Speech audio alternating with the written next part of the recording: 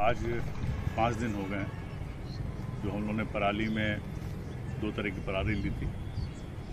एक तो हमने इसकी पैडी की पराली ली थी धान की, और दूसरी हमने ली थी गेहूँ की, जो कि छोटे छोटे पीस में काटा था।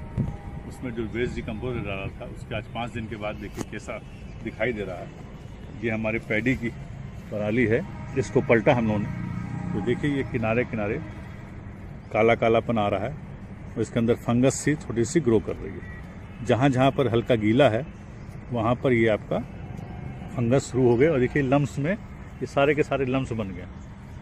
तो ये प्रोसेस इसमें ऑलरेडी शुरू हो चुका है डिकम्पोजिशन का, और ये क्योंकि इसके अंदर हम लोगों ने खली डाली हुई थी तो उसकी वजह से जल्दी आपका डिकम्पोजिशन बहुत जल्दी इसका शुरुआत हो चुकी है और मल्टीप्लाई भी ज़्यादा हो रहा है, क्योंकि इसको कम ऊपर जहाँ चिकना था वहाँ पे पानी जो नीचे गया है तो वहाँ पर आपका देखिए ये भी खुला हुआ, लेकिन अगर हम अंदर खोदते हैं उसके अंदर लम्स हमारे पड़े हुए हैं और इसकी महक भी आपकी पूरी की पूरी देखिए बदल गई। ये देखिए फंगस पूरा ग्रो हो रहा है।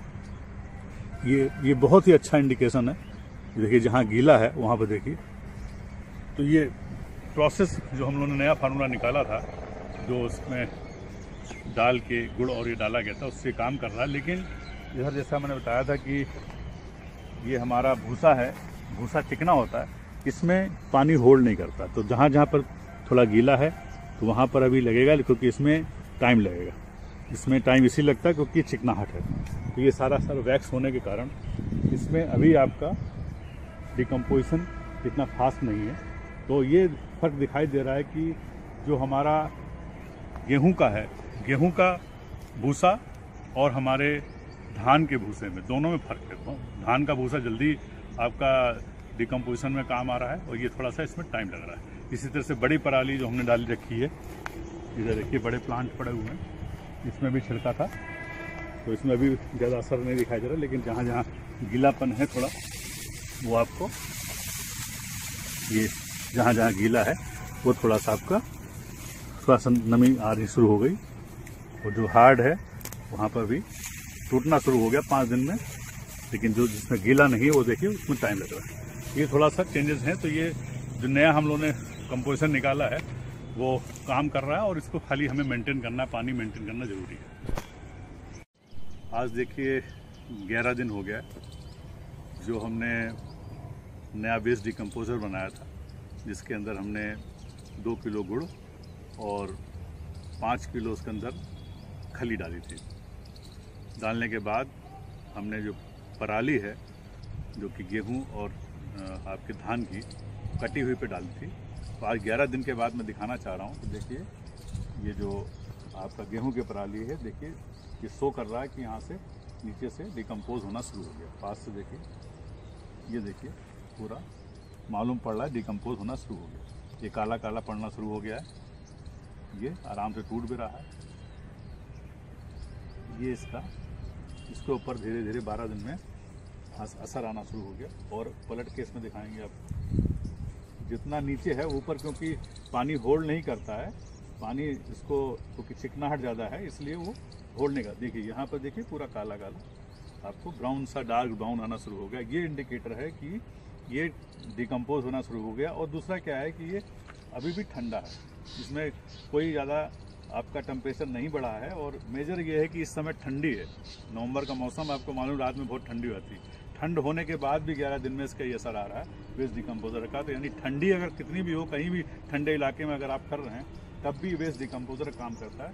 और ये आपका देखिए फिर सारा का सारा बीज से उसको निकाल के थोड़ा सा पलटो दिखाओ, तो आपको दिखाना चाह रहे हैं कि मतलब ये ऊपर का जो सतह है वैसी है आपकी, क्योंकि पानी होल्ड नहीं कर पाता और इसीलिए हमने डाला था। लेकिन ये काला काला देखिए अंदर से नीचे से आ रहा है, ये काला काला आ रहा है पूरा आपका ब्राउन डार्क ब्राउन हुआ, धीरे धीरे पूरा ब्लैक में चेंज हो जाएगा।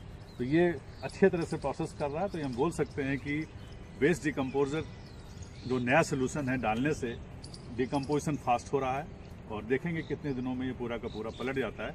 लेकिन इंडिकेशन आना शुरू हो गया है कि ये आपका चेंज होना शुरू हो गया, और इसको अगर एस सच भी यूज़ करें तब भी काम करेगा। अब हम देखना चाह रहे हैं कि इधर जो हमारा धान का है, धान के जो वेस्ट है उसमें भी किया था हमने, उसको पलट कर देखिए कैसा आ रहा है। देखिए इसमें काला, ये आपका एक तो फंगस दिखाया था, देखिए कुछ ज़्यादा ही इसमें लूज हो चुका है, ये आपका सामने दिख रहा है। जहाँ जहाँ गीला था वहाँ तो ऑलरेडी ये ज़्यादा हो गए, तो पूरा का पूरा 70% के आसपास डिकम्पोज लग रहा हो चुका है।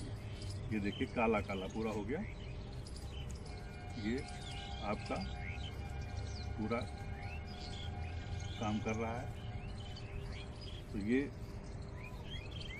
आपका इंडिकेट करता है कि सारा जो डिकम्पोज़र प्रोसेस है, वेस्ट डिकम्पोज़र के अगर हम डालते हैं इसमें अपने धान में, तो देखिए ये कितनी जल्दी पूरी फंगस आपके सामने दिखाई दे रही है। ये फंगस आने का मतलब है कि ये डिकम्पोजिशन अच्छे से होना शुरू हो गया।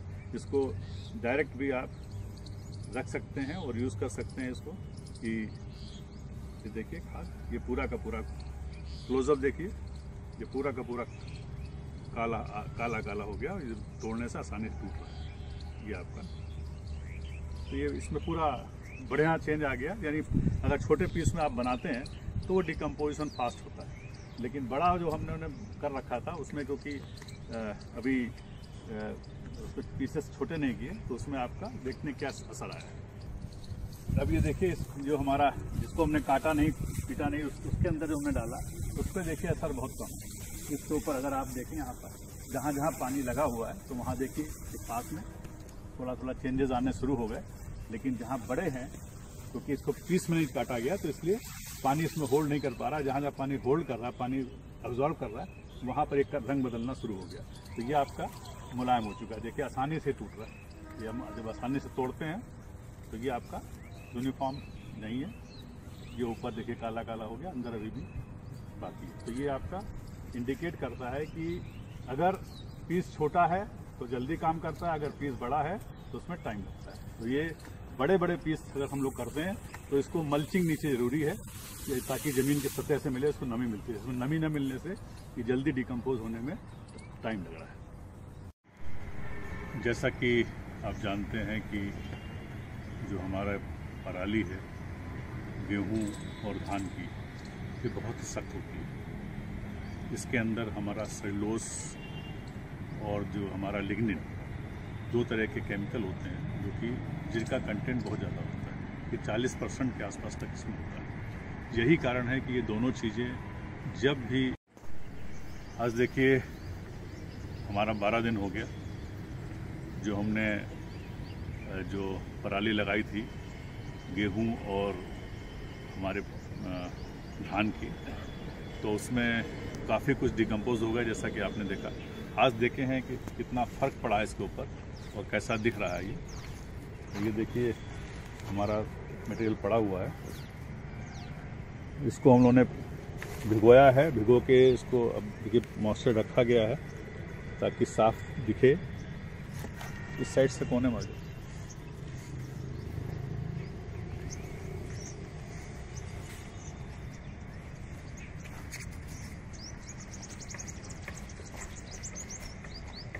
धूप में थोड़ा, इधर धूप में मत मारो।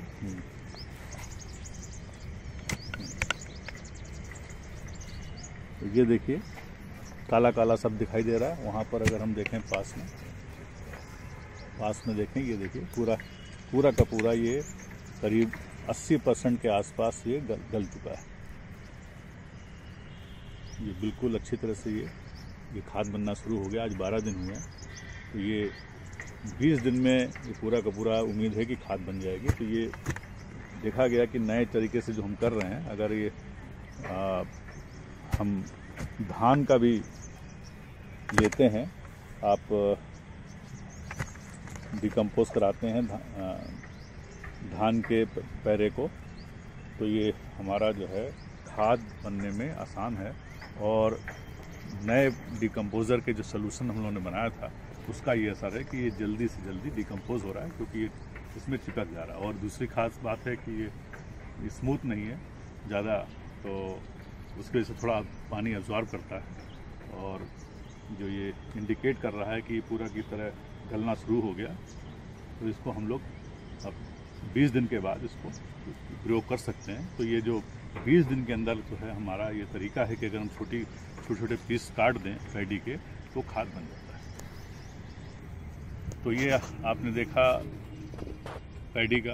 अब आपको दिखाते हैं वीट का, जिसका कि हमने पहले बताया ये सख्त है, इसमें सेलुलोज और लिग्निन बहुत ज़्यादा होता है। इसकी वजह से जो है और चिकनाहट की वजह से पानी होल्ड नहीं करता, तो हम लोगों ने इसमें भिगोया था, लेकिन उसके बावजूद देखिए ये पूरी की पूरी तरह से गला नहीं है, लेकिन फिर भी गलना शुरू हो गया। ये अगर लम्स देखें वहाँ पर साथ में पास में लेके दिया, तो ये पास में दिखाएंगे तो अभी भी थोड़ा थोड़ा इस पर असर आया, लेकिन ज़्यादा असर नहीं आया। अगर ये हम कहें कि डिकम्पोज की बात है, तो इसमें प्रॉपरली अगर आप डालते हैं